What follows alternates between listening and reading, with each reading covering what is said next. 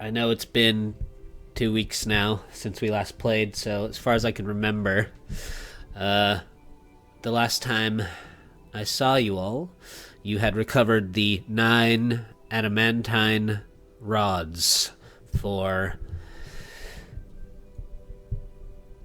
the Devil Bell, the armsman of Avernus, the devil in charge of creating all of the weapons for the devils to wage war. My cat developed a habit of getting right up in my business on the desktop here. I hope she doesn't do that too much. When you were preparing to leave the crashed flying fortress, one of Smiler the Defiler's 3 arch nemesis showed up, and you guys got into a confrontation with Bitter Breath.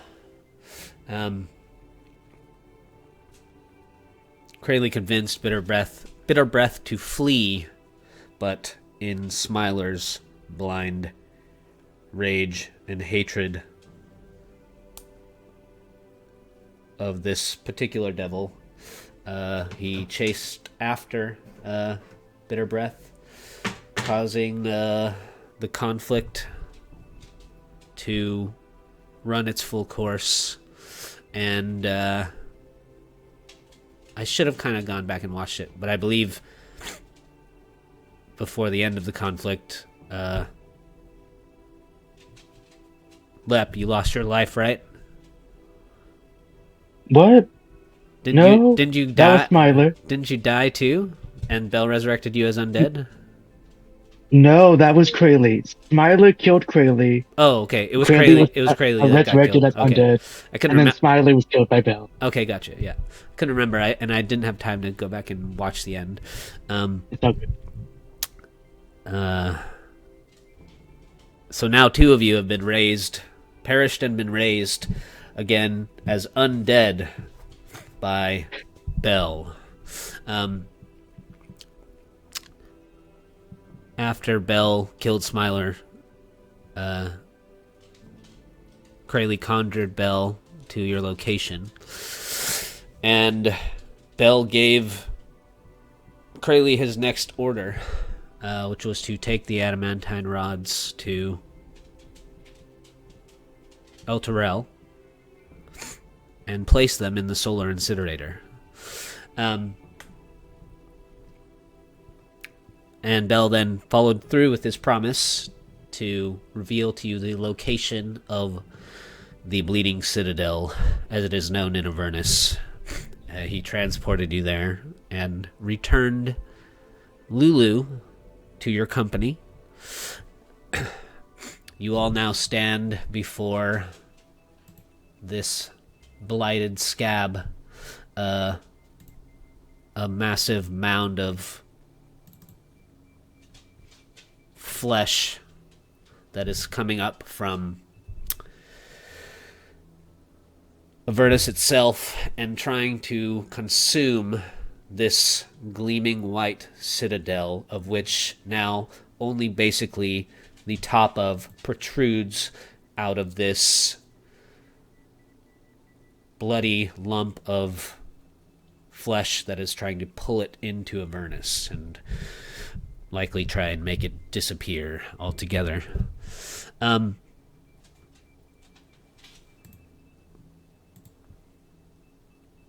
Anybody have any questions, comments, or concerns? Yes. I know Smiler's body was not teleported with us, but would Lep have been able to grab the sword and just held on to that? Grab onto whose sword? Smiler's sword, aka Dolus's old sword. Oh. You could have grabbed onto... I'm fine with you being able to have grabbed onto the sword. That's fine. Okay, cool. In the heat of the moment, sometimes things can happen outside of even the dungeon master's vision. So yeah, you can have Smiler's sword. Thank you. After Lulu sort of groggily wakes up as soon as she sees that you're all there in front of the bleeding Citadel, after briefly acknowledging you all, she instantly zooms towards the scab, and you see her sort of zoom up the side of the flesh and kind of do a loop around the Citadel, just little golden sparkles following in her wake as she zooms around. There's some time. You guys can kind of decide what you want to do now. There's time for you to speak to each other, or you can just start approaching the Citadel if you want. Sylvie's gonna go up to Let. Hey. Hello. I know Smiler meant a lot to you, and I'm really sorry. He was a good friend to you. He's a good friend to all of us. A good friend. He is a good friend to all of us. You have seen yourself, the dead can be brought back. Yeah. Would you like to talk to him? I can see if I can do a seance.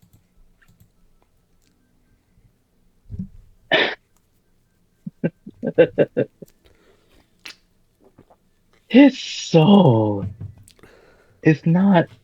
It's no, because it wouldn't work. You cannot talk to a piece of someone's soul. You cannot simply try and get one little part of it.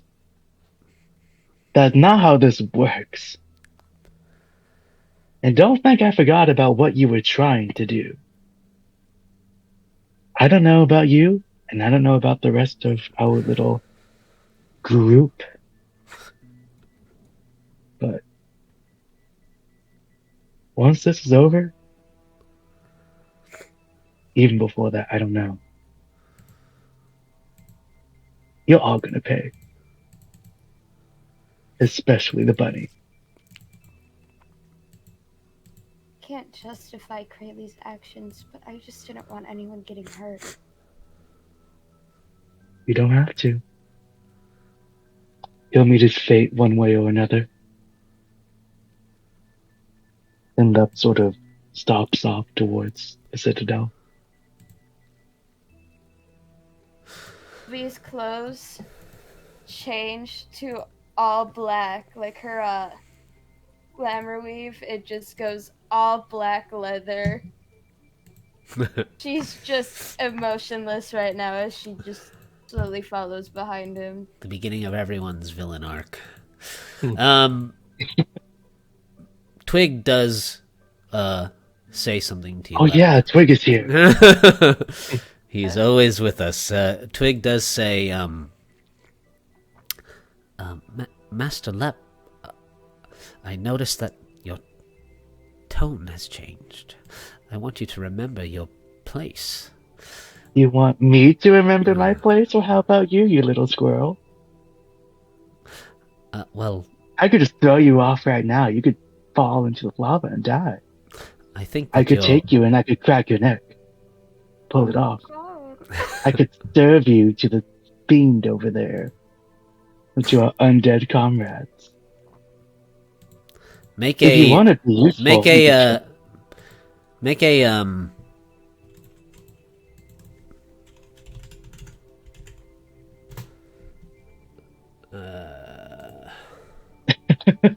make a wisdom saving throw. Wisdom saving throw. Do I still get advantage because of all that spell or that thing? What thing? The mystery potion. I got resistance to radiant damage and advantage on all saves for the next 24 hours. But that was at the beginning of the battle, or no, in the middle of the battle with Bitter Breath. Yeah, I think that I said that the effects lasted for how long? An hour? You said 24. Oh, 24. Okay. Yeah, you said you can have you have advantage on it. That's fine. Okay. The I DC just is wanted to be sure. the DC is high either way. All right. Well, you Twig attempts to cast command on you, and from your shoulder, Twig says, "Now, Lep, I need you to kneel." And you kind of feel the spell, but it just kind of dissipates in your anger, and you see for a little moment Twig's eyes kind of go like frightened a little wide, and he actually hops off of your shoulder, and he Are there any like plants nearby? no, mostly kind of around you right now. Are there any dead plants? No, the landscape of Avernus around you is mostly fractured ground, and within the fractures there are pools of both fresh and coagulated blood. You see piles of skulls and bones and all other manner of dead things.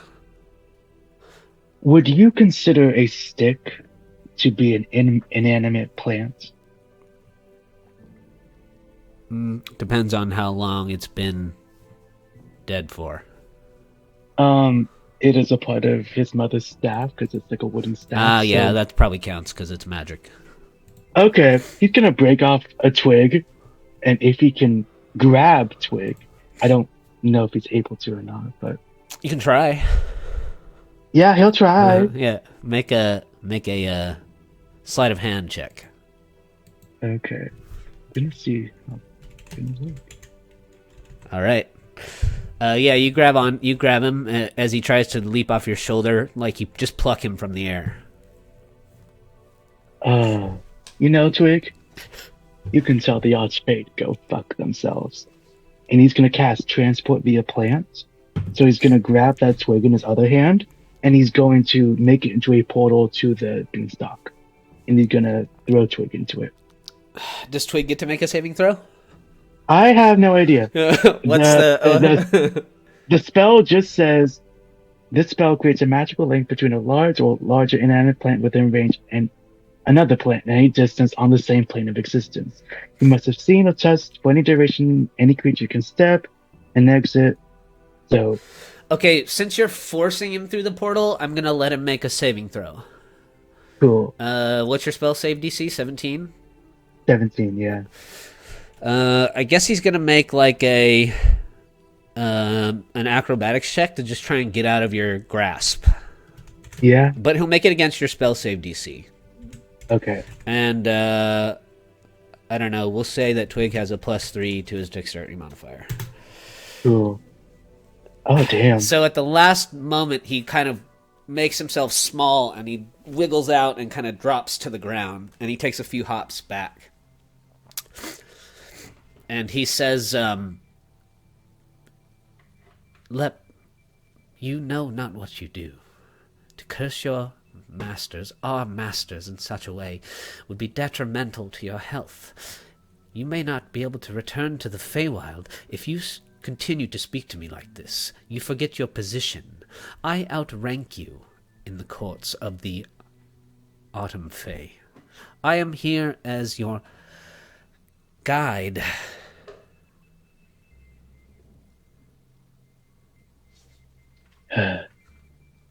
Whatever.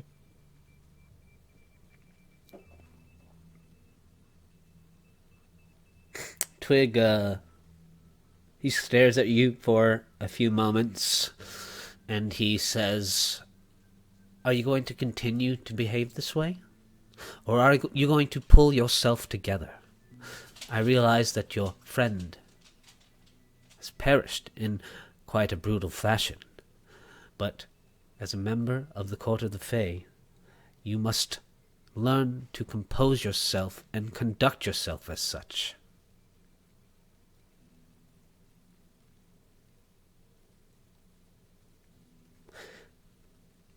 Okay, fine. He'll straighten out his back.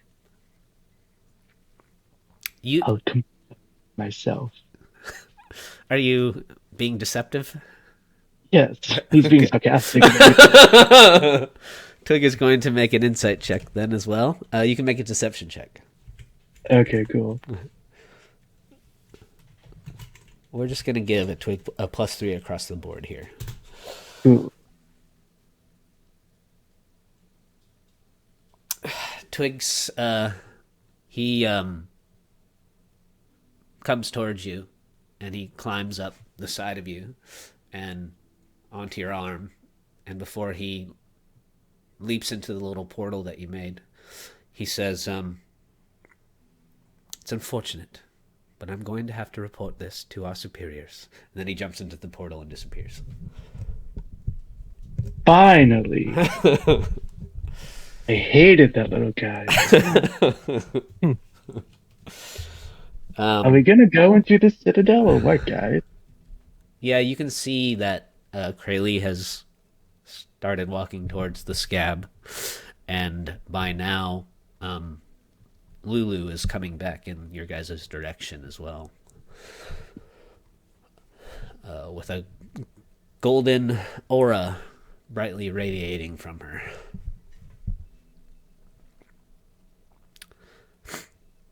Yeah, I suppose we should go in. As you guys get closer to the scab, it is about 300 feet high. You will find this out as you are forced to...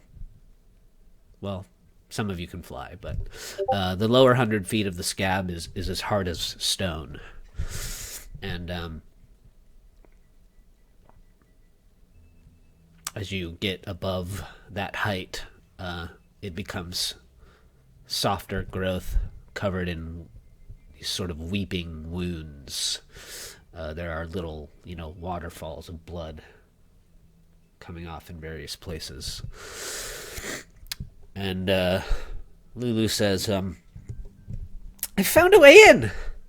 We're so close! Come on!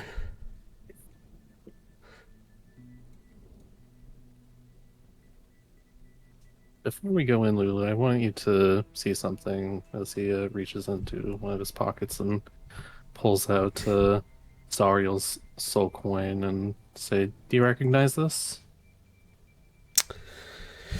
She looks at it and she says, I recognize who's on it. It's Zariel. Right, well, this is her soul coin.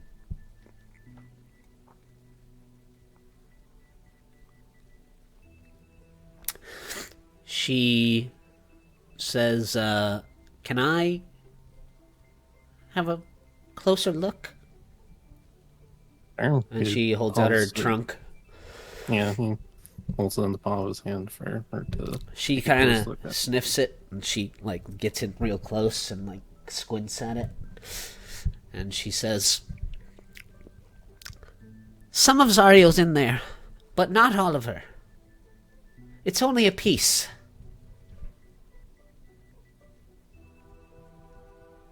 I guess that begs the question, where's the other part of her? Where did you get it? She gave it to me.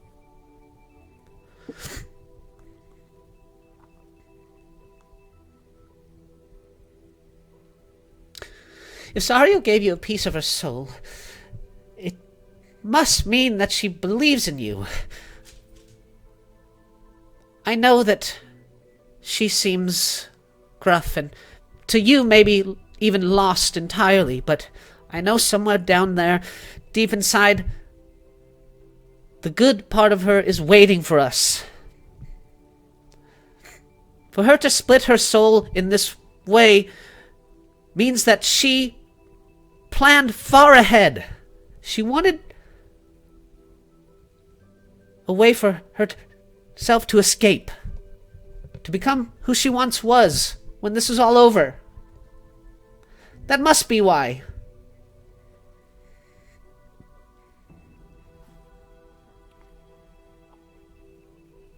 You can hear the eternal hopefulness in Lulu's voice.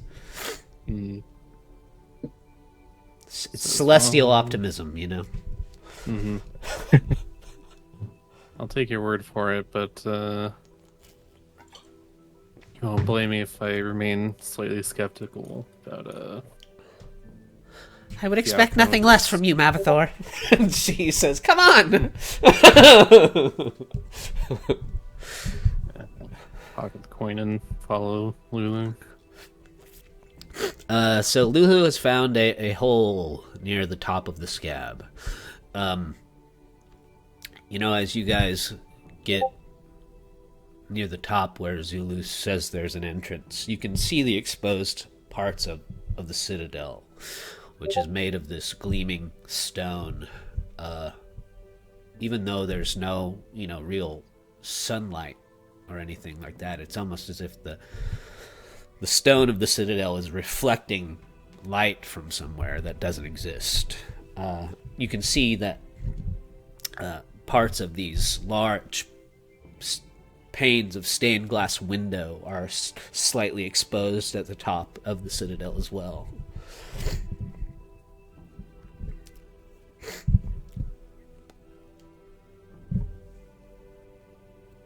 And she points down to the little this opening in the scab, and she says, "I can feel it. The entrance to the Citadel is down there somewhere."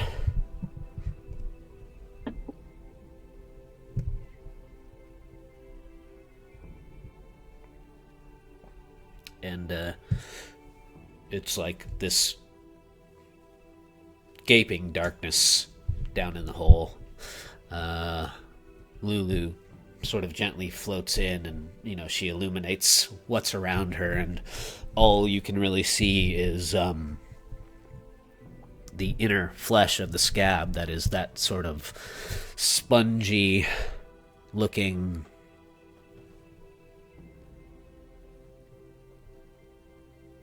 softer growth that's dripping with blood down its walls. Lep just runs in, and as he does, he yells back, "Come on, guys, no reason to be scared of the dark." Let's see. We can maybe even have some fun. Not having it at all, she just follows in silently. Let's see.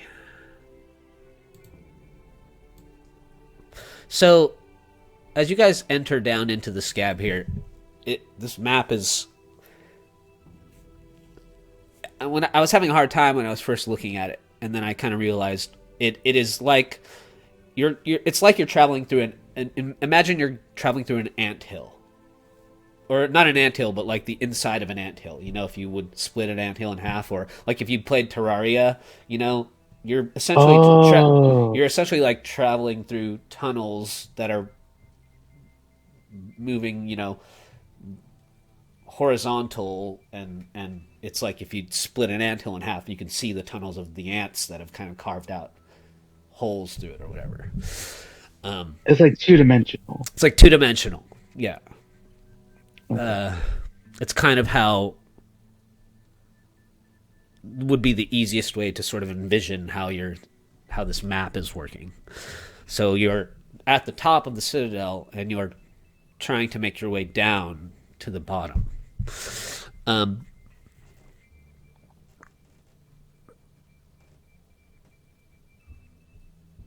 You can tell that the surfaces, all of the tunnels in here, as you kind of make your way inside.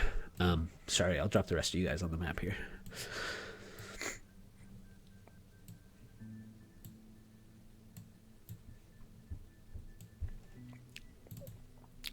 They have been carved out by demons using their claws, or in some cases their teeth. You can tell these tunnels have been pulled out by hand, just tunneling through the scab with claw and teeth and whatever means possible. it is entire darker than darkness. Not quite magical darkness, but it feels like it's pressing in on you, the darkness, inside the scab. Here, where you guys drop down, the circular gaping wound forms a tunnel that continues to sort of descend down and then out into the darkness. And Lulu says, I can feel it. It's somewhere through these tunnels, the entrance to the Citadel. I know. I can feel it in my heart. And as you guys kind of come down onto the squishy membrane of the scab, you guys don't have to touch. I mean, those of you that can fly, you can kind of remain, because it's vertical, so you can float here if you want. You don't necessarily have to walk on the scab if you have flight, but it's squishy when you land down on the floor part. And as you come in and go forward, the scab of the narrow passage is sort of stripped away, and it partially reveals one of the Citadel's stained glass windows. It's like this opaque blue and yellow pane depicting the contemplative face of a beautiful-looking angel.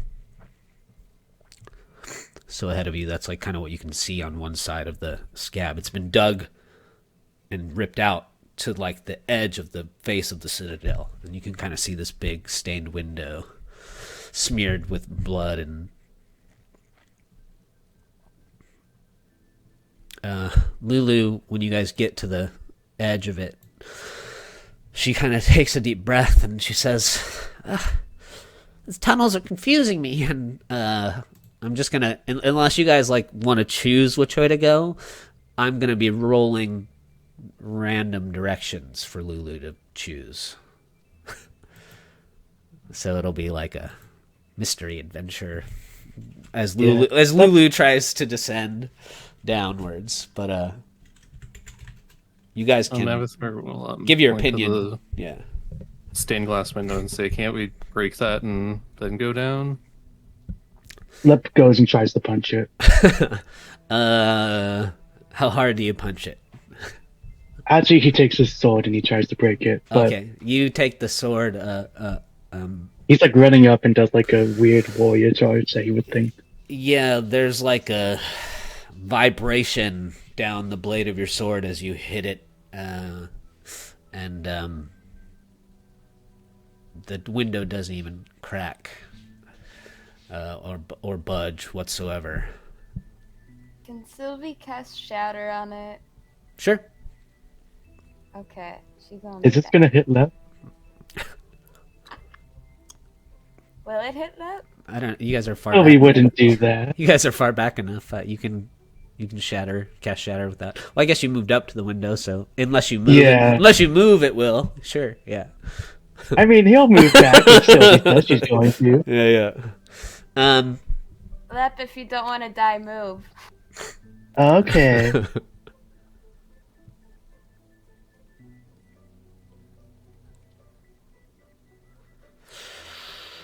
Thunder damage. As the spell goes off, it just blasts out little blood dots kind of splatter around, but the window remains wholly undamaged. This thing is strong. Lulu says, the Citadel was made to hide Zariel's sword. It's meant to keep out all evil. And, we can only get in through the main doors. The windows are protected by magic. How are they now? Can we destroy the magic? I have the spell magic. Yeah. Well, that was where we'll go up and cast a spell magic on the window. Don't you think the devils would have done that by now? This is powerful celestial stuff here. Who knows? Maybe it's deteriorated since then. The Citadel was conjured in a time of need. Do you think Zariel's sword could break these? That's possible. Lep starts running. Dispel magic seems to have no effect. You dispel the window and try and smash it again, and it remains intact. Alright, I suppose the best way to go is down.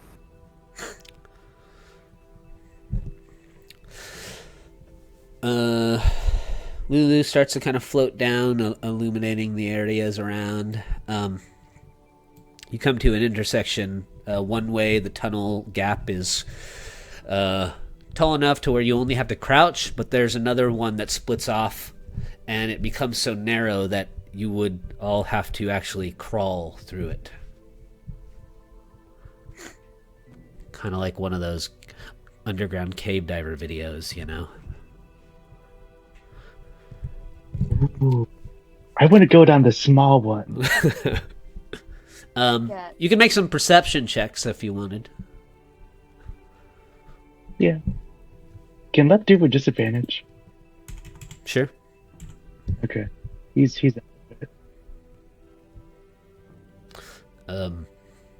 You can all hear coming from the narrow tunnel. Where's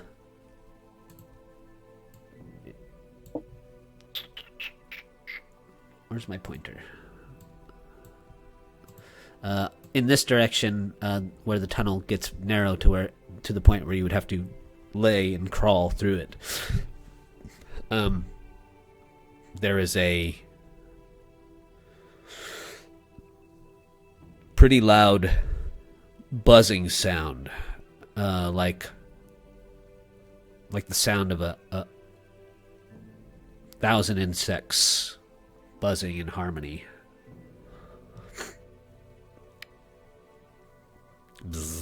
be their singing. Oh.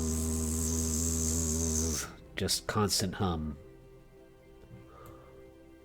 Lep, you can speak with animals. What are they saying? Lep is gonna speak with animal. All right, make sure you're tracking these spell slots you're burning, please. Oh yeah. Uses 1/6 level. Oh my goodness. Blood, flesh, hunger. Yum, yum, yum, yum, yum, yum, yum, yum, yum. Ooh, they're talking about cotton candy and rainbow. Yes. You know what, Navathor? You should come with me. I think if something has an intelligence of less than 2, you can't speak to it, right? I think so. Yeah, you just get a sensation of a deep and endless hunger. Ooh. Yeah, Navathor, they really are talking about candy canes and rainbows and cotton candy. I think you should join me. Really? And why would they be talking about that here in Avernus? I don't know. It's weird. Why don't you Maybe go check they're it out being by chaotic. yourself? Oh, Sylvie, you want to join me? Have some fun? I'm good. They were probably going to feast on your flesh anyways. You guys are no fun. You could climb down there and check if you wanted, Lep. No, he just wanted to try and get someone else to go down there. Okay, so you guys go in the other direction? Mm. Yeah. So this map is kind of weird in another way. It sort of wraps around in a strange way. So if it was like a piece of paper and you were to make it cylindrical and connected the two ends, you would be kind of traveling around it in a circle. So I'm gonna have to move you guys. If you're speaking, I cannot hear you. Oh, really? Oh, okay. I must saw be, you speak. How? I must be too Oh, close. there to we my, go. I think I get too close to my mic. I kind of forget that this mic is designed to pick up my voice without having to be close, and I'm used to like the headset. Mm-hmm. Yeah. I gotta remember. I have a habit of like pulling it into me. This map is shit.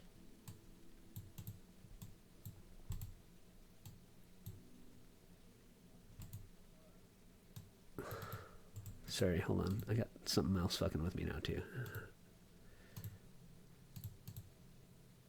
Oh, I see. Spotify, why are you doing this to me?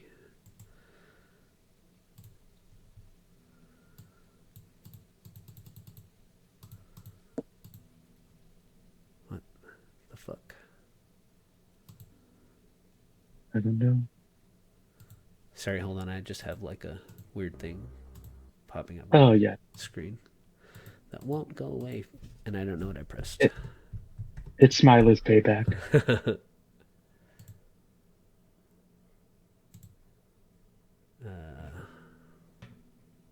That's weird. Oh. Okay, I think I can just ignore it. There's something else strange about this map in that it kind of wraps around in a weird way, so I have to move you guys to the other side as you walk through this tunnel. Oh. They designed it weird.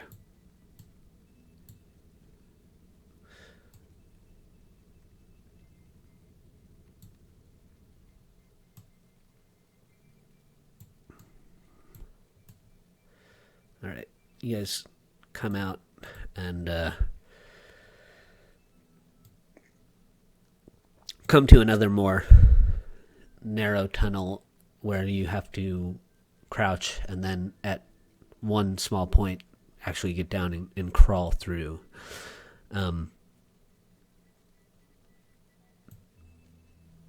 But you could make another perception check if you'd like. Okay.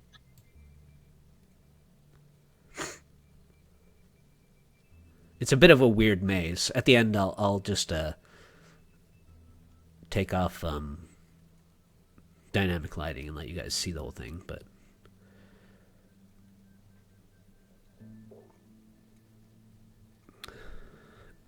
you guys can hear what sounds like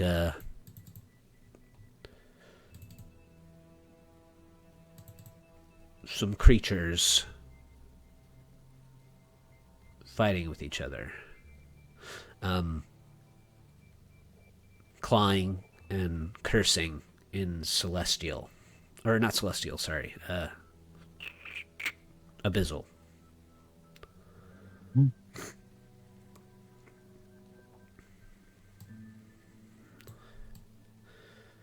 If anybody speaks abyssal, do any of you know abyssal? No. Uh-oh. The demonic language? Okay. Well, you guys have heard demons, so you recognize it as demon language. You can tell distinctly that there are two distinct demonic voices, and they seem to be in some sort of conflict with each other by their tone.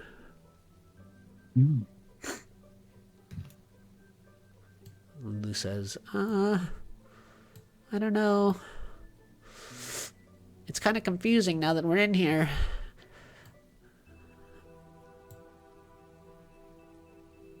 What? You don't want to go forward?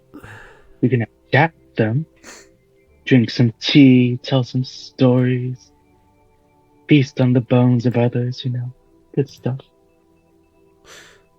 Well, there could be another path down.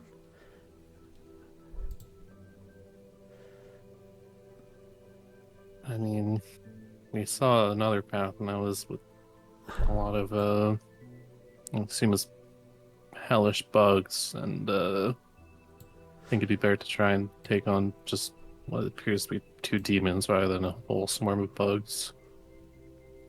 Oh, you got a point. Exactly.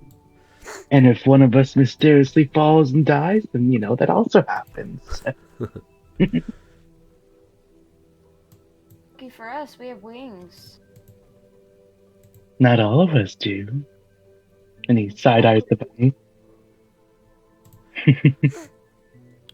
Krayley's already crawling down. You could see like his little white tail as he scurries through the hole. Let's crawl them after him. This is gonna be fun. Lulu flies through. And when you guys manage to squeeze your way in, you see you enter like a 30-foot wide chamber, and you see two fiends that resemble scaly 9-foot tall bipedal toads. They are standing sort of waist deep in a pool of blood and bellowing as they claw at each other, their big throats kind of bulging in and out.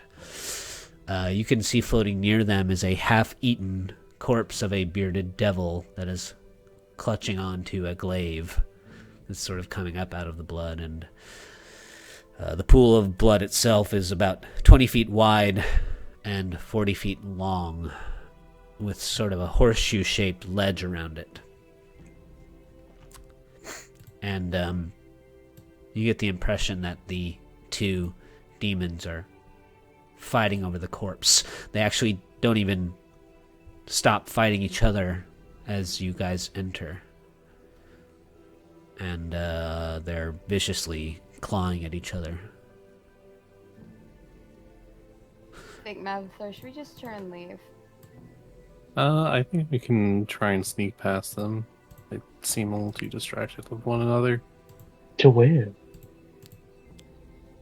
It looks like one of there's them, something past here. as like the last of you kind of gets in, one of them like croaks. Their big bulge sort of croaks way out and back in, and they're kind of, you know, grabbing each other's wrists, and one of them's like about to bite in, and then one of their big bulges croaks out, and then they both turn and sort of see you all standing there, and they look down at the mangled corpse of the devil in the water and back to the rest of you. Both of them, oh no, that's all yours, bulge again, and they look like they're about to leap out of the blood towards you all for a fresher meal. Why don't you guys select your tokens and roll initiative? Oh, okay. Oh, I forgot to change the music, didn't I? Sylvia's rolling good today. Yeah, you guys have been all rolling pretty good so far. I think that's the third 24 she's rolled in a row. Yeah, a level. It's a function of being level 11, I think, a little bit. Yeah. Everything starts to get bigger. The numbers get bigger. Mm-hmm. And we all get crazier. Well, that's more of a function of Avernus, which I'm myself just learning.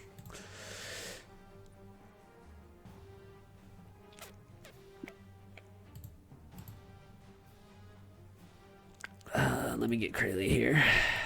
Ooh, I don't know if they did their level up.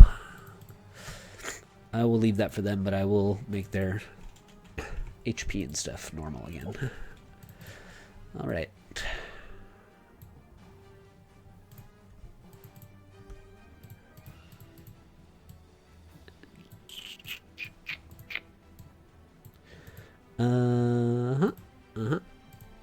Sylvie, you are at the top of the turn order. What is going on here?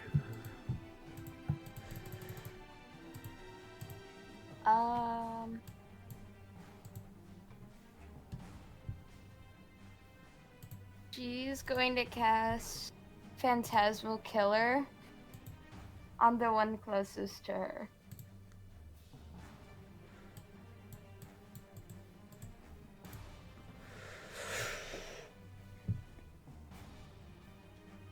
Wisdom saving throw.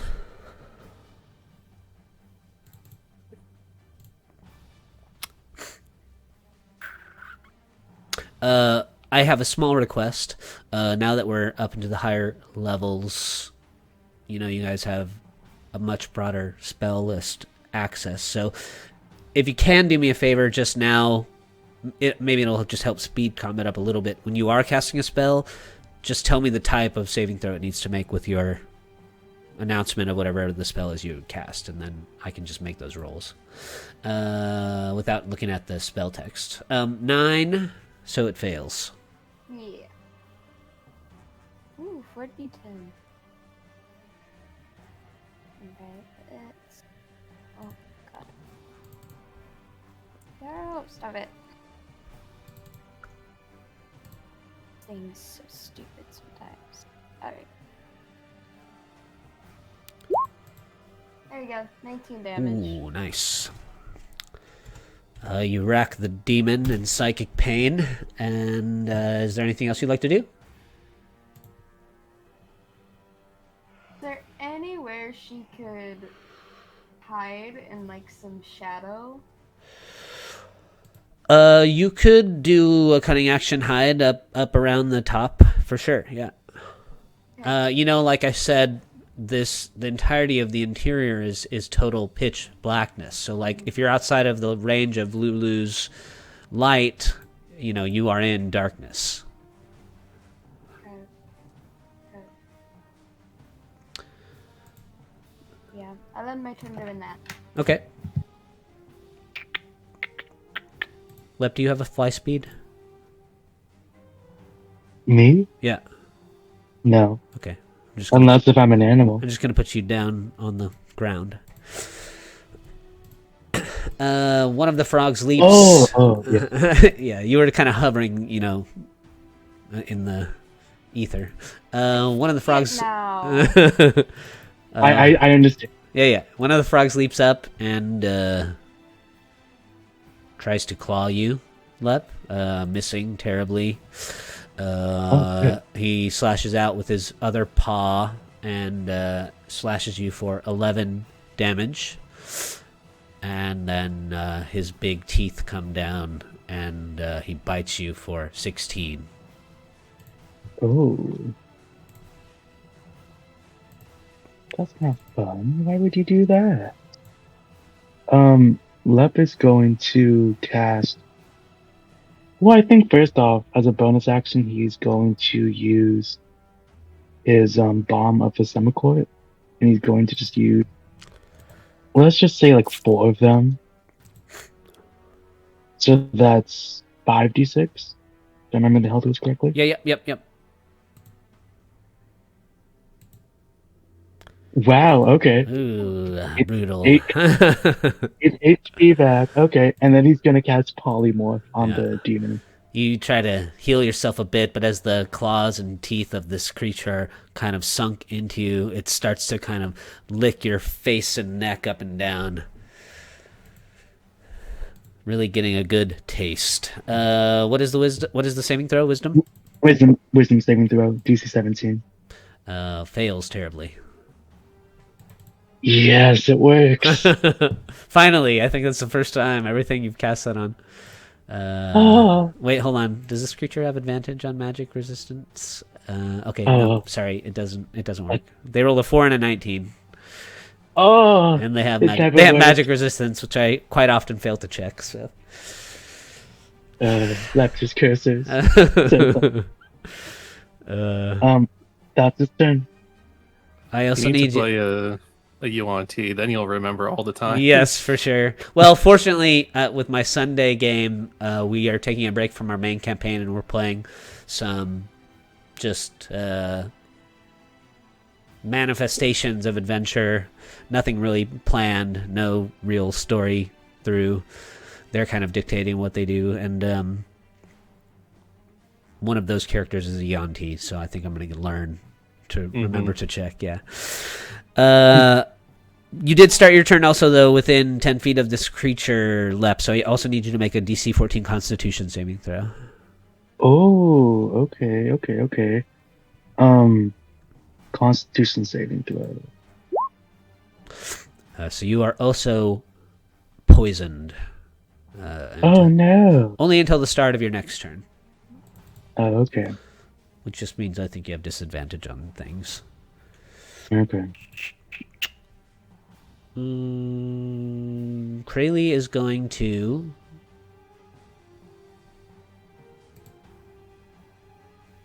I guess for now, perhaps just do...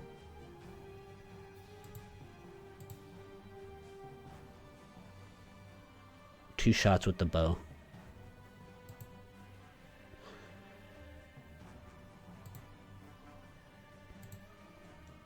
sinking 2 arrows into the creature there in front of you guys for a total of 25 damage. And the other one... did you make a stealth check, Sylvie?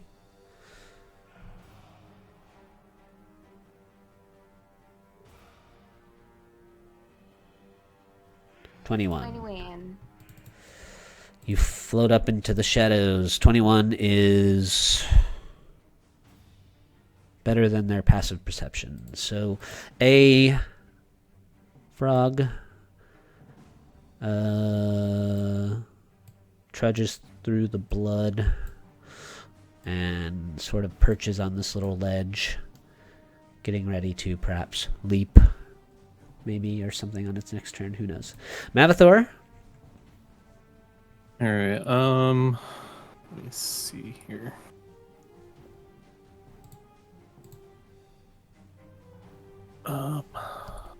Back up.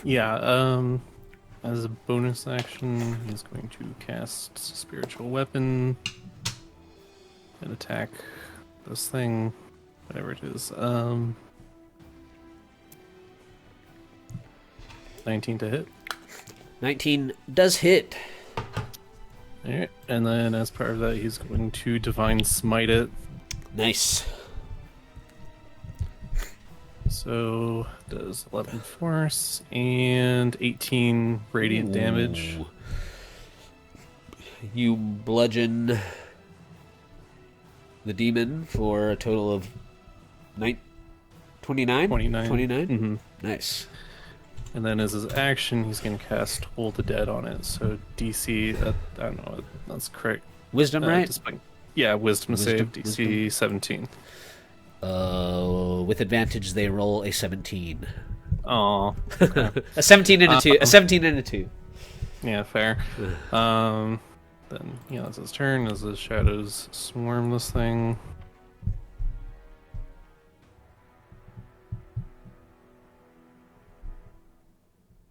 Um, 5 attacks.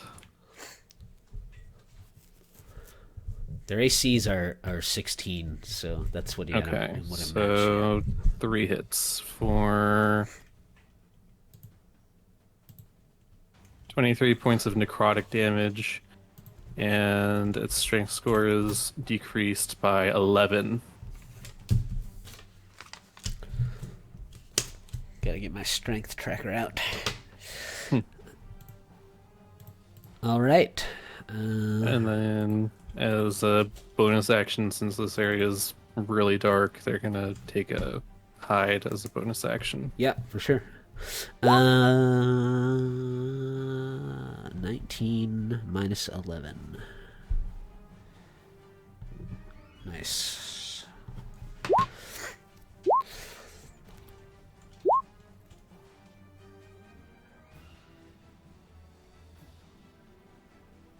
The creatures do have dark vision, so I don't know if I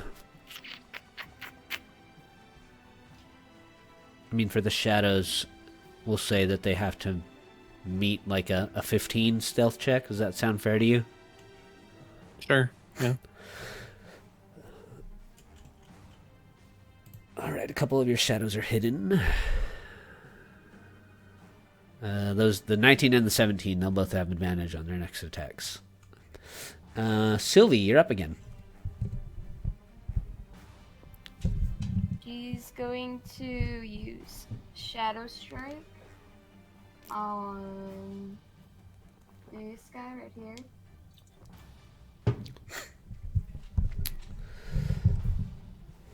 here. 16 does hit, yeah. Sorry, which one was it? This one. Number 1, yeah. Yeah. All right. 17 total damage. Mm-hmm. And then she's gonna try and hide again. Yeah, go for it. Action. 21 is good. Oh, I forgot to turn off advantage. Well, you... It was the first number anyways. Yes, yeah. But while hidden, when you attack you have advantage on your attack. So, all right, that first frog there, he's gonna go for a couple more attacks against you there, Lep. He, I guess I gotta be rolling at what, -2 now for these, so a 20 to hit. A miss and a bite for a miss. So you are clawed for 13. Okay. And That's it? That's it, but at the start of your turn, since you're still next to him, you need to make a con save for poison. Oh. DC 14. Okay, still poisoned. Oh my god. And you are up. Okay. Lep is going to use more of his bomb of the Somoko stuff, and he's gonna use 6. So that's 76.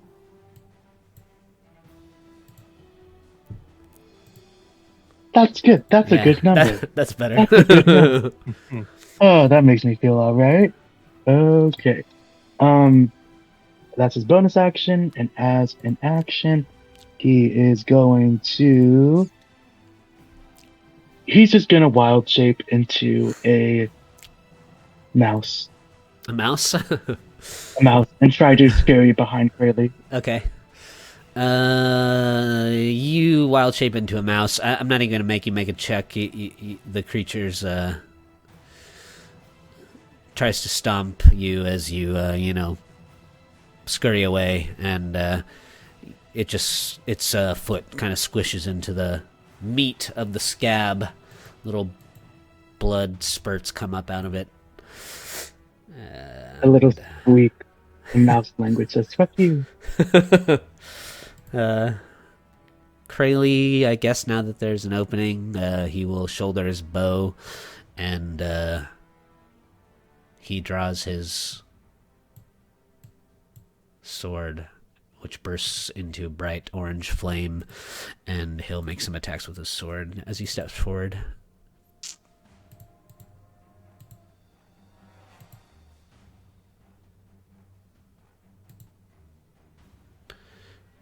Cutting for 17 damage through that fella.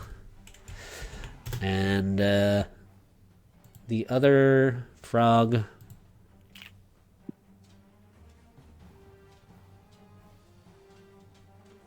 he's going to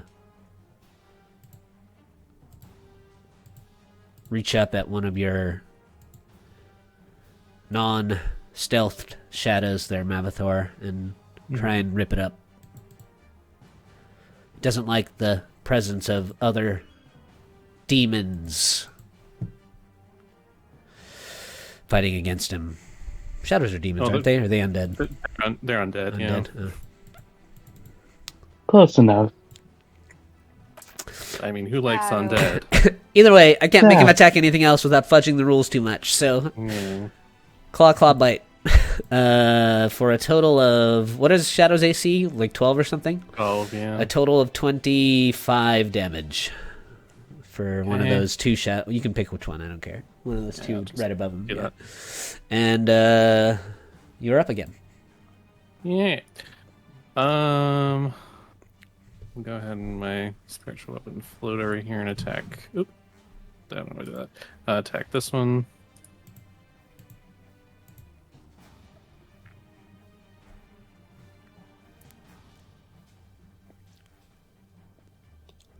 Yeah, spiritual weapon hovers over its head and comes down on it for 7 force. And yeah, why not? He'll divine smite this one also for an additional 12 radiant damage. Nice. And since it took damage, he'll go ahead and cast Toll the Dead on it. So DC 17 Wisdom save. Fail. Okay, so it takes. Well, I just need to check what the current number is. 3d12 necrotic damage. Yeah. Takes 22 necrotic damage. Third tier of cantrip magic, right? Mm-hmm. Nice. That's a lot of damage. All right. Is that the end of your turn, Mabithor? Yeah, and the shadows will attack. Oh, yeah. Go for it. Froge. Let's see. Oh, there it is. Okay. I think that first fella is almost done. Yeah, so yeah, we'll just say the first two have advantage. Didn't need it. And then because of the crook, I believe they get an extra plus 5. Yeah, so 17 is the lowest attack. Yeah, what's the damage total? 10, 19... 28, 35? Yeah. The shadows tear the flesh of this abyssal creature apart. It sort of flops to the floor, the scab, and a final croak. And, Shelby, you're up again. Take the hide action. Thing was last time. For 8 total? Yes. Alright. Fire a shot from above. You can re-stealth if you'd like. I will certainly do that. Mouse. Thank you. Left mouse is going to laugh, but as you laugh, it's like squeaking, like maniacal squeaking, if you can call it that. Yes. Would you allow him to slither over to Cradley and just go crawl on his back? Yeah, sure. Okay, he does that. I'm just gonna put him right there, but he's just on Cradley's back, just crawling. Okay. That's its turn. Saves you some time, and also Lep doesn't want to get hurt. Crayley moves forward, kind of twirling slowly his flame tongue in his wrist with his wrist, and he makes a couple of attacks as he gets near the other demon for 15 total damage, and cuts a big gaping wound in the frogman, who will return the favor. It always makes me uncomfortable attacking non-present members of the party, but... Well, you do have a present member. We have healing, don't worry. Let's see... Crayley's armor class is kind of low. One of them slashes for 11, and as he gets clawed... yeah? Am I still poisoned? Do I still need to make the con save? I just... Because you jumped on Crayley's back and got within 10 feet of another one of these alive guys, you will have to, yeah? Okay, just because I didn't do that yet. I guess you wouldn't your poison would have ended at the start of your last turn, so at the start of your next one you'll have to make the save at the start of it. Okay. So currently you are not poisoned. Okay. Yeah. Great. You gotta be near and then keep making the saves. If you pass a save, then you are immune to it after that. Okay, 3 claw attacks. I guess Crayley should have made that save, which I will do real quick.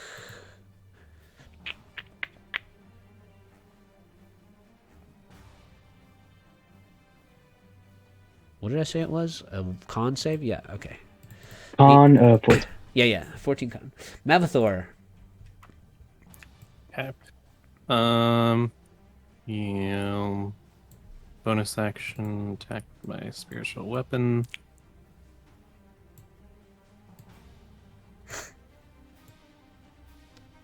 For 11 force damage.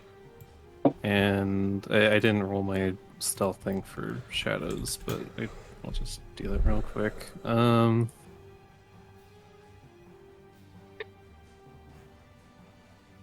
3 of the 4 have advantage on their Since it's in darkness, they get an additional +2 to their stealth Oh, checks. there you go. All good. So, all right. So all of them will sneak on up to this frog and go ham. This one is bloodied, but not necessarily totally low. So 17. 3 of them should hit. So 17 plus 19, 36 points of necrotic damage. Ooh, that's good. It is good. And its strength score drops by 8. All right. 19 minus 8. Sylvie. Keep going. Am I still hidden with a 15? Yeah. It's Okay. good enough in here. How does the demon perish? Say, some of Sylvie's darkness that is kind of embodying her right now Yeah. goes into the last arrow that she shoots, and it just makes the demon guy in smoke. He kind of when your arrow strikes the top of his head, the shadows kind of forge together with Mavathor's, and in a whirling little whirlwind of shadow, the creature is pulled to bits. There's not much left but a few scraps of spine and flesh that sink into the blood pool below, as you guys finish off the other one. And the combat has ended. Would you allow Mouse Lab to leave some droppings in Crilly's back? Yeah? Okay. That happens. Okay. And you hear like maniacal laughter, maniacal squeaking, I should say. Crayley does not notice. Well, actually, make a stealth check. Okay, I'm a mouse, so I get a +1 to Dex. Wow, I feel like this should be more. Or it could be a sleight of hand, I guess. I think sleight of butt, sleight of hand, who cares? yeah. It's the same thing. Ooh. 21? That's No one. probably going to be higher than Crayley's passive perception. Oh. Yeah, 15. So you leave a few mouse droppings on Crayley's shoulder. They're just these Don't like tell white. me. Yeah, and then the white little mouse comes out and transforms back into the left. That was fun.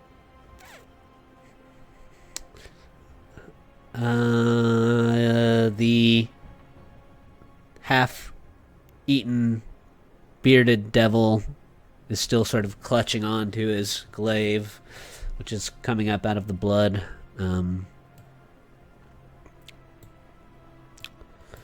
It appears as though in this chamber there is no further path down or forward. So I will return you all to the window where you can make a new pathway decision. Do we want to go to the flesh-eating insects?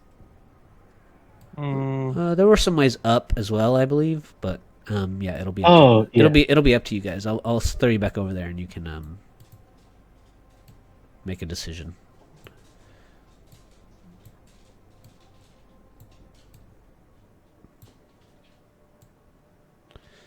As you guys make your way back through the scab near the starting point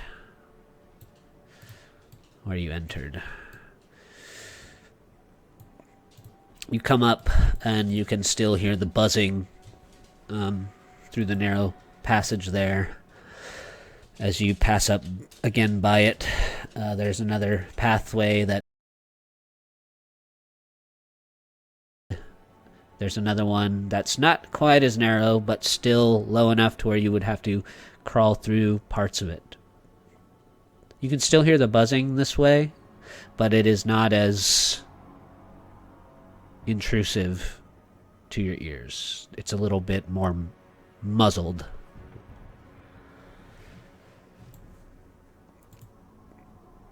So these two directions here. Lulu says,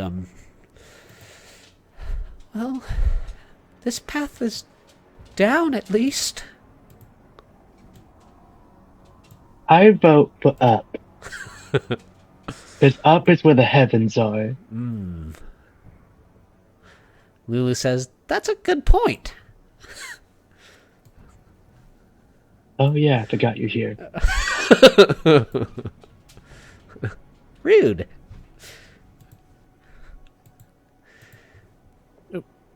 What did I just do? Did I just delete my token? God. Oh no. I was only meant to select the spiritual weapon. Whoops.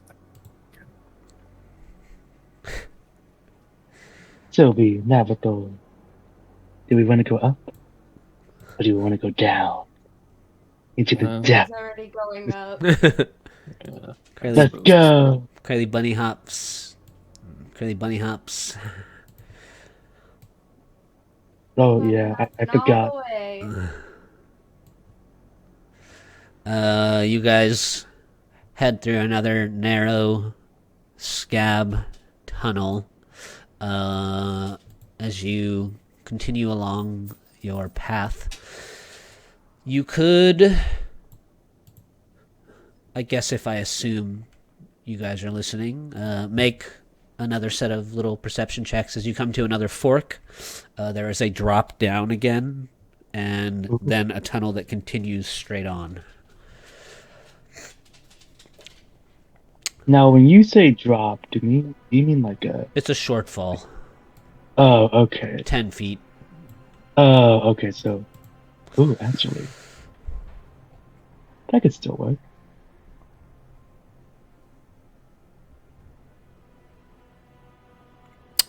Sylvie, you want to catch me? 29 perception. You guys don't hear anything, but Lep, you sense something.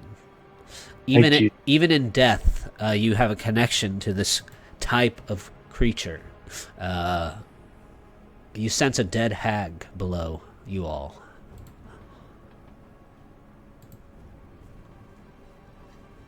Ooh. 29 perception's good enough for that, I think. Okay, Lep looks to Sylvie and says, Sylvie, do you trust me? You don't got a hand. Not anymore, probably. Just looks at him. Yes, no, maybe. I don't know. All the above. Avathor, what do you think we should do? Let's just keep moving. Okay. The sooner we get this sword, better. Squish. Krayley drops down and a little squishing sound of the scab. Can Lep try and jump on him? Or fall on him? You can. Okay.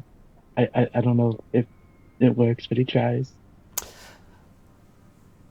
Yeah, I mean, I would say maybe because he's not here, like, limit your physical interactions Yeah. with him. No, he's not trying to harm him. Yeah. I know that, but it's like I have to choose. I know that what if I was Krayley and I was under Bell's command, I know what I would do in these situations, but I'm not going to do them for him. Yeah. No, I'm not saying I want to harm Krayley. I'm just here to annoy him. Sure. I think when you fall on him, he says, Lep, are you having trouble with your feet or something? I'm having fun. Well, I'm already annoyed that we're not making our way back to El Terrell. So, why don't you keep your fun to yourself for now? I'd hate for you to slip and fall on my sword. I know, it's a perilous time.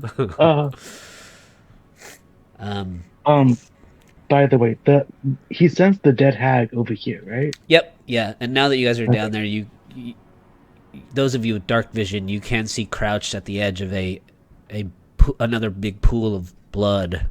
5 goat-headed demons. Even from here, you can smell them as well, reeking of rot. They crouch along the edges of the pool, staring at a corpse floating in the water face down. All you can really see is a mess of dark hair on the surface of the blood. It's a dead hag over there. Blue. If you guys want to go the other way, that's cool. I'm just gonna try and talk to these guys real quickly. You don't speak Abyssal, right? No. Okay.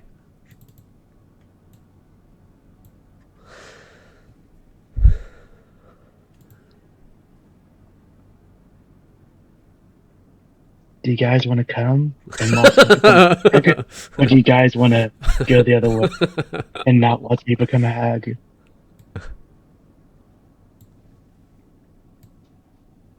What do you think? Go the other way. I will embrace my haghood without you. You make your way towards the edge of the pool up. How do you attempt to engage these demons in pleasant conversation? Lep does the most hag thing he can.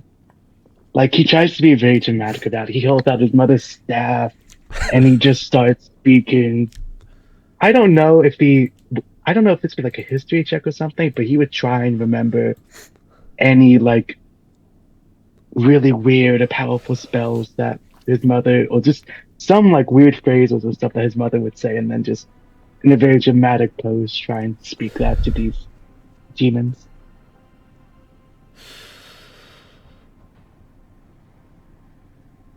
He doesn't know if it's gonna work, but he's gonna try.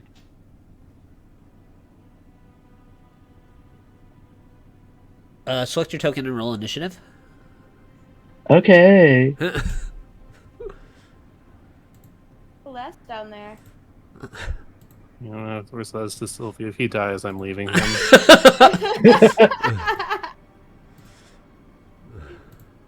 You hear Lep down there saying, "I am a hag. I am your guardian. Serve me." Let's see, did I miss one? 1, 2, 3, 4, 5. Oh, wow, you hit the top. Okay, you speak out these, you conjure your inner hag, some of your heritage, and you attempt to speak to these creatures born of pure chaos. And they all sort of turn their heads together, and you can see their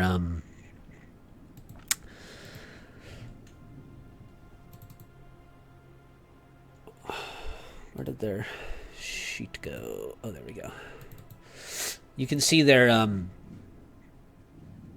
sort of bile pockmark faces, their gray skin littered with lacerations. All of their glowing yellow eyes turn together all at once to look at you, proclaiming to them, and I need you to make 5 Constitution saving throws. Okay. 1, 2, 3, 4, 5. Okay, you pass 2 of them. So let's see. There's 5 creatures there. 1, 2, 3, 4, 5. All at once, as they're staring at you together, you take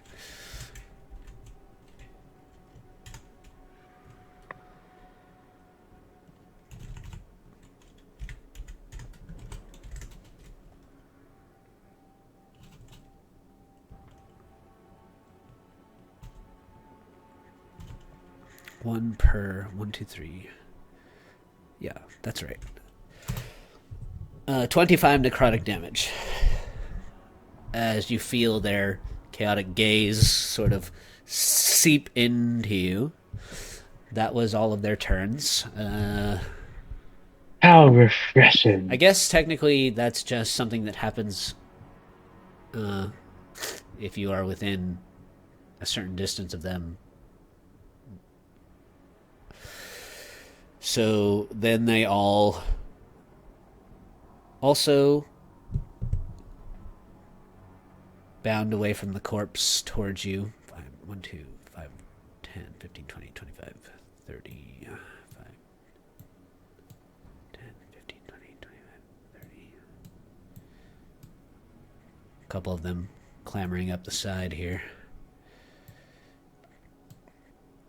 And these 2 that make it within 5 feet of you, they both try to barb you with their tails.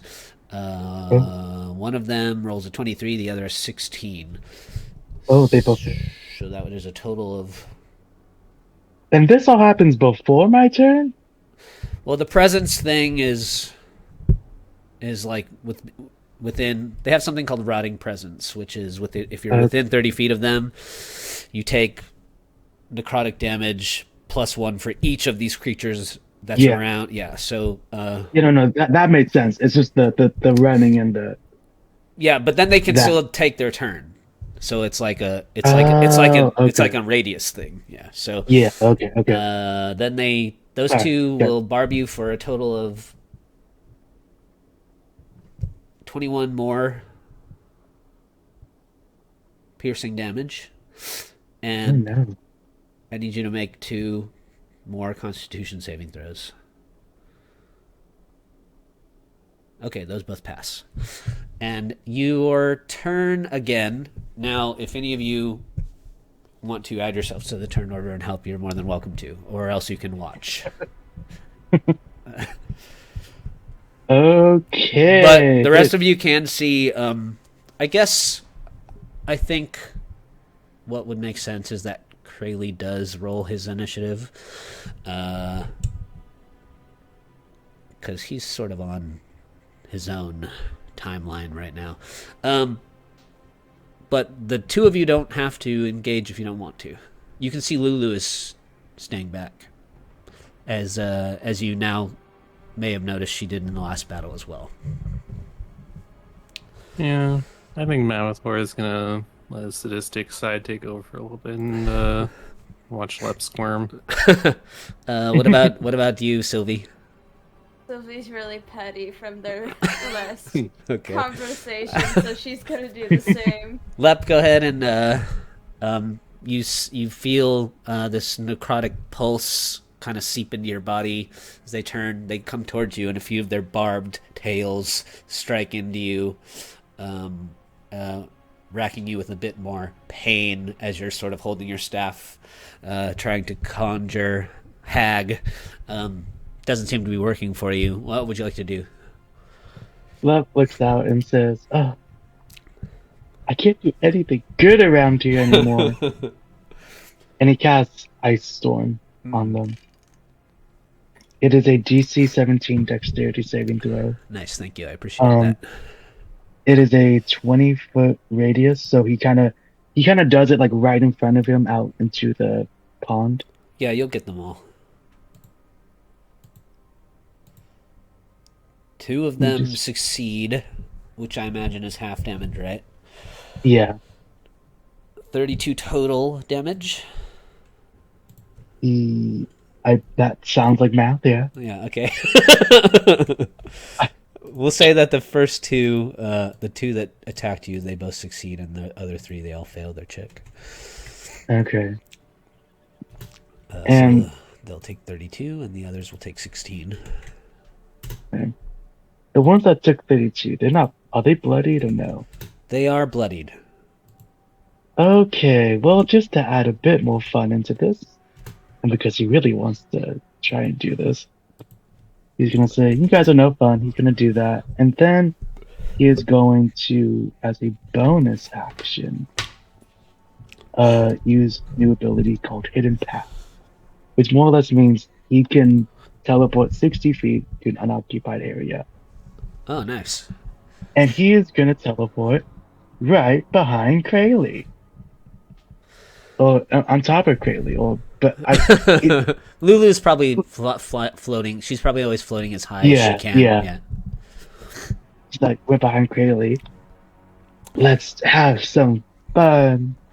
And that's his turn. Well, little do you know, your presence here is fun for them, because they are chaotic beasts that are driven purely by hunger. So, That was love.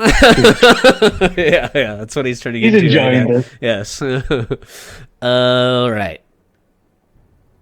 So these fellas are all gonna tumble up the side of the scab, sort of doing little cartwheels, and unfortunately, this one here just is going to stop at the first creature they come into contact with, and they're going to try and attack you, Sylvie, which doesn't go very well for them. One of these guys drips up out of the blood and makes his way in your guys' direction as well. Krayley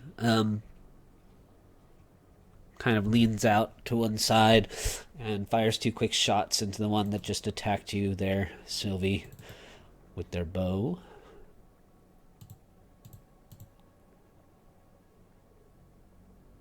I'm not used to looking at player character sheets. This is how little I see them at character creation, and then never again. There we go. Good God. That's enough. I don't even need to total it. And he just blasts that one back. It kind of lands with a sickly plop in the wet Ooh, let's scab. Go, buddy. Let's go, buddy. And now that there's new space, oops, I don't mean to grab 2. 5, 10, 15, 20, 25, 30.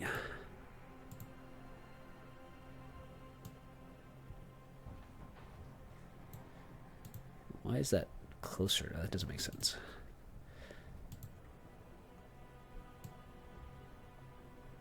That's math for you. It never makes sense. If you would like to now, Sylvie, that one of them attacked you, you're more than welcome to enter the turn order if you want. Probably will. Or at this point, you could just move or something. You could take an action, some kind of action.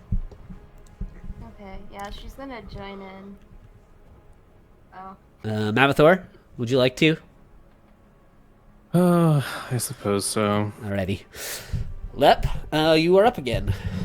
Lep is going to laugh. And maybe truly, okay, yeah, there we go. Oh. Lep is enjoying this, and he's laughing. And as he does laugh, he's going to cast Ice Storm again. And he's going to try and just get all of those demons again. DC 17 deck save. Thank you. What is the total of the damage? 15? Kind of a low damage roll. 1, 2, 3, 4. I'm wasting spell slots over here. You're burning through them. You are having fun. That is what he's doing. Yeah. Only one of them passes. So 3 of them are rained upon by your spell. One of them sort of tucks himself into the blood scab in the corner and manages to avoid some of the damage, taking 7. And Mavathor.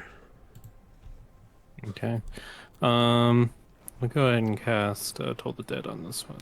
DC 17 Wisdom. Thank you.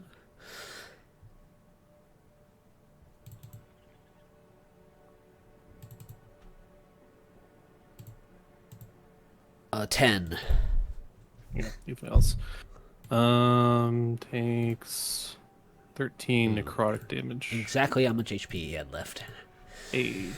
And the last one falls into the rest of the little pile of devils there. Demons, sorry.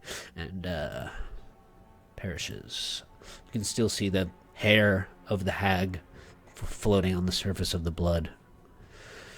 Down below you there, Lep. Thank you, friends, for all the help. It is greatly appreciated. And Lep runs down to the hair. Sylvie goes after him and tries to get to the body before him. Okay, why don't the two of you roll initiative? Okay, would Lep be able to teleport? You could. But since you're both trying to complete the same action, it'll just still be a turn order. Okay. Yeah. Rolling initiative again. Just the two of you to see who goes first. Because you want to get there before him, right? So you can move first. Okay, and I can't double dash, right? Double dash? No, I don't think so. Okay. Or That's fine. I think players would be abusing that for a long time now. That's true. Yeah. True. Yeah. Okay. You can cunning action dash. I've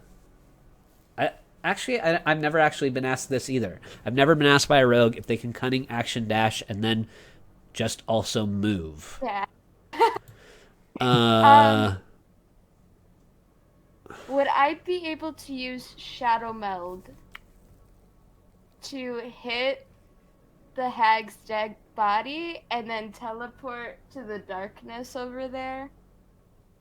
Oh, yeah, for sure. Okay, yeah, she's gonna do that. Yeah. So you can make the attack roll. Okay. It's you have advantage because it's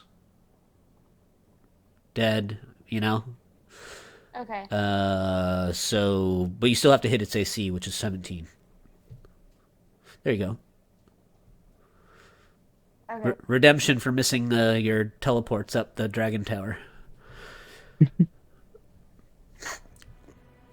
You do teleport into the blood. I think I need to resolve something about that. Hold on.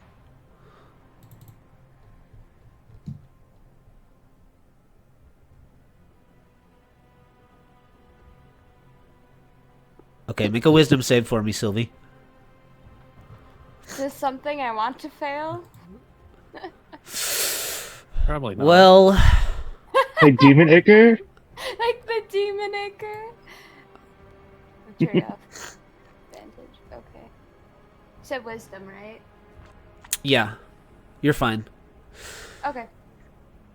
You enter the blood, teleporting along with your arrow, and you are beside the dead hag. You can feel submerged in the blood. It's hag body, this sort of withered, gnarled creature that has been dead for some time. She feels a little bloated from absorbing the blood pool into herself. Stick my tongue out at left and I loot her. So Lep, now you can go.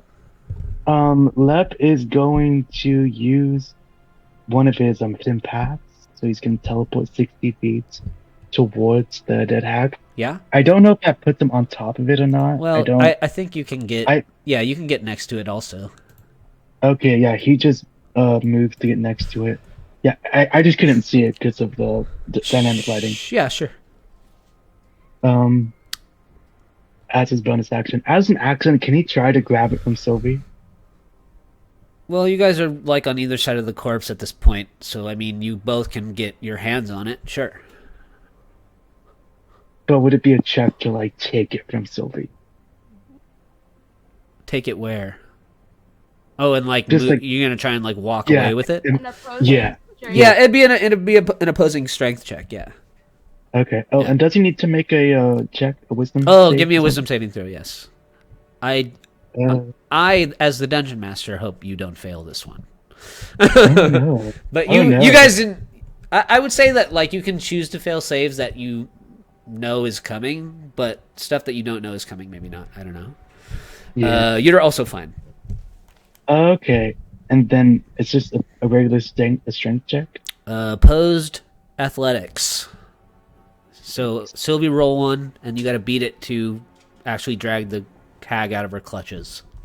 Okay. There you go. So you could, if you want to move the hag away from her, you can. Yes. He does, and he moved, and he. The blood is difficult terrain, so you can move three squares. Actually, I think there's something that he has for this. I need to check and see if this works or not. No worries. Is it magical difficult terrain? It's just difficult terrain. Okay, so the boots that he has allows him to move through non-magical difficult terrain without impediment and provide advantage on. Okay, so he can move. Okay. Okay. I didn't even know that was a thing. So technically, I would say yes. Then it probably is magical difficult terrain because of what the scab is. Yes. Then he moves 3 feet. Well, 3 squares. Whatever. 3 squares. Yeah. Yeah. Dragging the hag with you. Sure. Yes. Okay. He says, I think I'm just Sylvie, this is mine. I'm gonna drop the turn order now because that's just the only thing we needed to resolve. So now you guys can just sort of act normally. Try and sleight of hand, see what's in her pouches. I would say as he pulled it away, you could have sleight of handed maybe something out of her robes. Right. Don't fail me now, Dex. 27. Yeah, 27 is good. So let's see. I need you to roll a D2. / R 1D2. Because she has 2 things in her robes. /1D2? Yep. / R spacebar 1D2. Ooh, okay.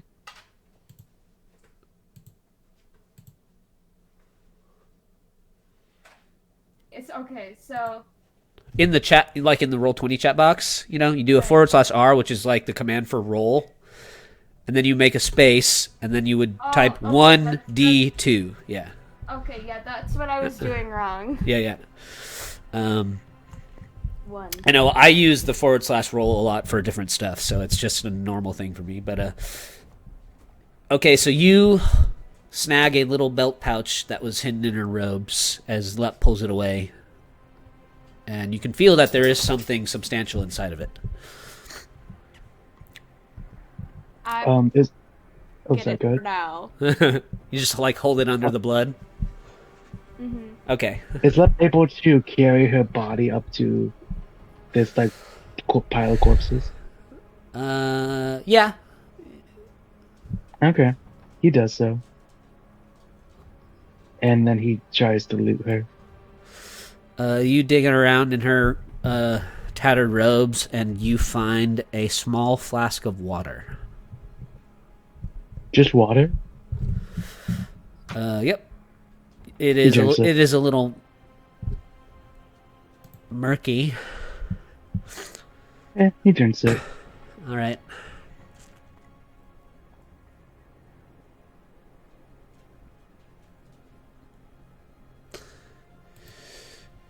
Give me a second. Okay. Yeah, he drinks it and then he looks towards Sylvie and says, "Sylvie, that was my hag." Make an intelligence saving throw. To it. Intelligence save? Yeah. Oh, no. He's not that intelligent.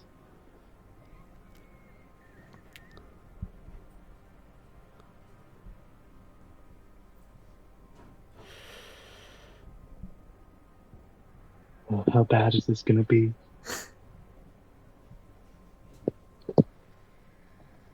Blood. If he dies, it was all worth it.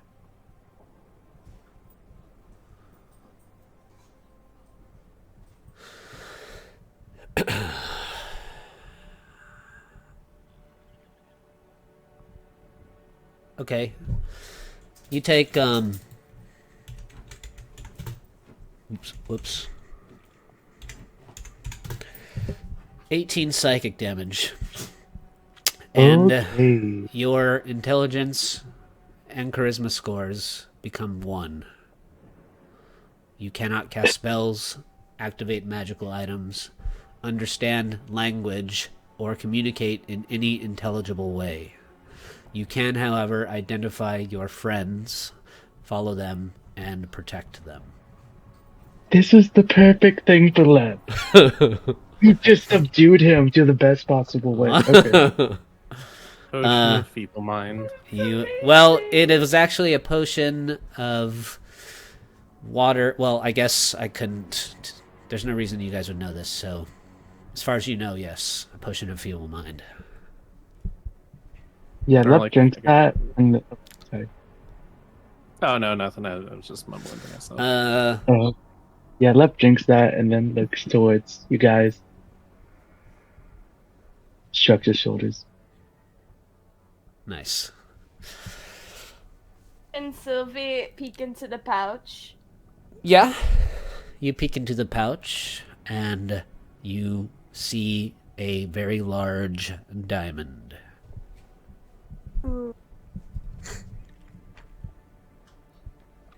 It has a GP value of 5,000 gold.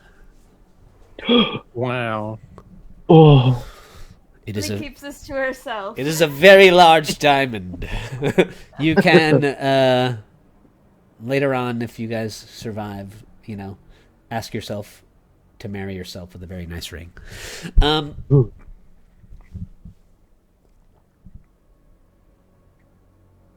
Okay, you are under the effects of the Feeble Mind spell, Lep. okay. You Yeah, know, I mean, he just follows Sylvie. it would take some kind of rolls from your companions to figure out what's happened to you for the time being. Yeah, he just But- wordlessly follows. I think at this point we probably just wouldn't question it and just assume it's more of his shenanigans. Yeah, that's probably true. Yeah. Or You he's got just a not real talking. boy who cried wolf situation developing here. Better for us, I guess, if he's just not talking. But Uh-huh. Yeah. Does that seem kind of quiet to you? I think we should just take this as a good omen. Yeah, that's true. He has the most blank expression on his face ever. So do you guys just go the other way? Maybe the potion fixed everything wrong with him.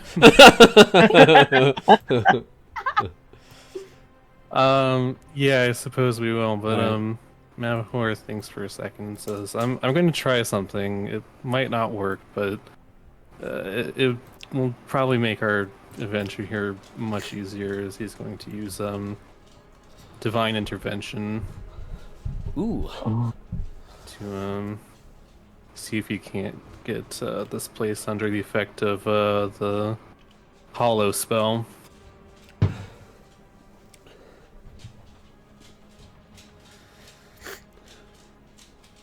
Okay, roll the D100. It's probably not gonna work because I was close, but You were close. Can't use again for 7 days. Otherwise, you can use again after a long rest. Okay. 26 is close. Let me see. Is there anything else that Mavathor... Oftentimes in these situations, they don't happen that often because, it's not... It takes a while to get to 10th level cleric, you know what I mean? I think in my time playing D&D, I've only had to deal with divine intervention one other time, and they succeeded, which and something pretty awesome happened. But is there anything else? 26 is pretty close, because also when these kinds of things happens, sometimes I will give like plus tier rolls, or in this case minus tier rolls, depending on how the player has been...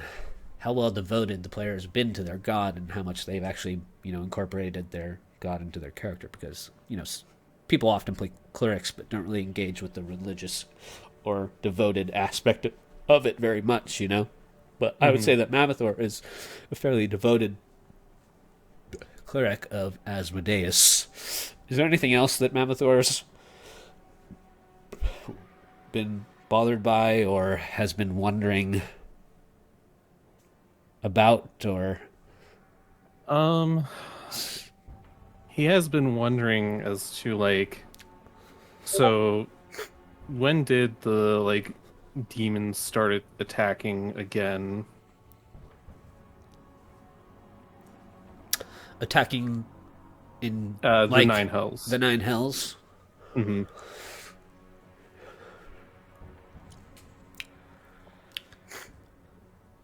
Because I know it's gone on and off, you know, for forever basically, but as I understand it, it started up recently again, and that's why demons and devils have started, you know, coming to the material plane. Yes. It has been a slow build. The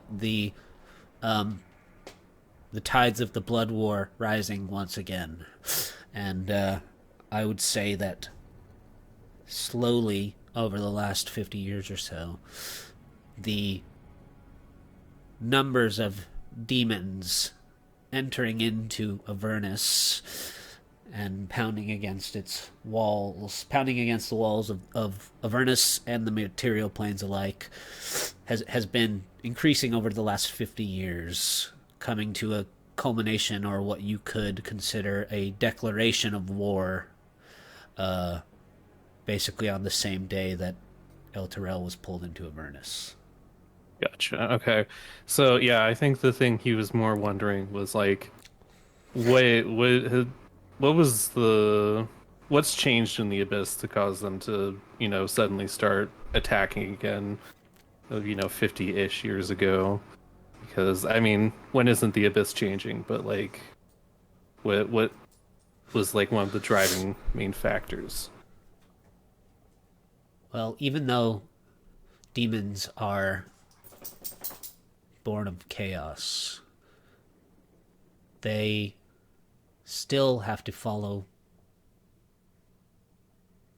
you know, the rules of the universe, to some degree. Otherwise, everything sort of falls apart, you know. And demons do have lords. I would imagine, or you might imagine through this attempt to reach out to Asmodeus, that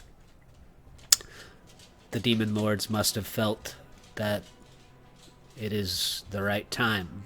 Whatever the barriers that divide the abyss and the material plane have grown thin enough, and the demon hordes have grown strong enough, that it's just the right time to begin the blood wars again. And Gotcha. Throughout the ages, as time has passed, when the tides of the blood wars rise and fall, you know, they say that history never repeats itself, but it echoes in similar ways, and this just happens to be one of those times where the blood wars are surfacing to the point where it is on the edge of who will win, you know. For now, the material plane, the gods, the devils, they have always won the battles, but the war has persisted nonetheless. And you guys are living in a moment where the blood wars are now testing the scales of oblivion or existence. Gotcha. Okay.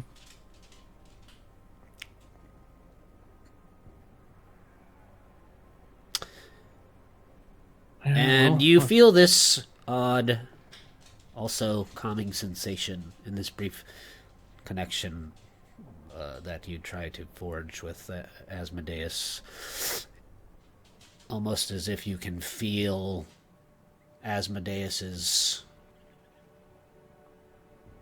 confidence his all-knowingness sort of flow through you.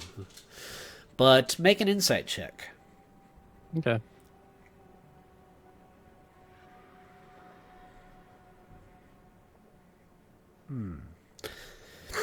You know, in the couple of times where Asmodeus has shown himself to you, the brief moments, he's appeared from the distance, sort of starting as a little flicker of light.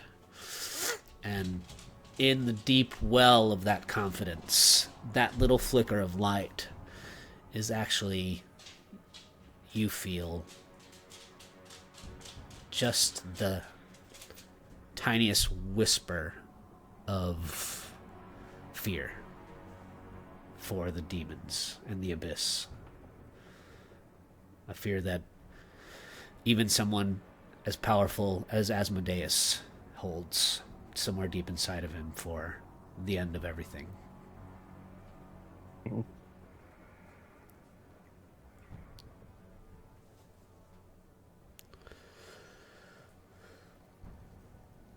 He'll kind of shake his head and say, well, it didn't really work, but I think I'm a little more clear-minded now. Let's keep going. Let's take our mid-session break here. We'll take a quick 5.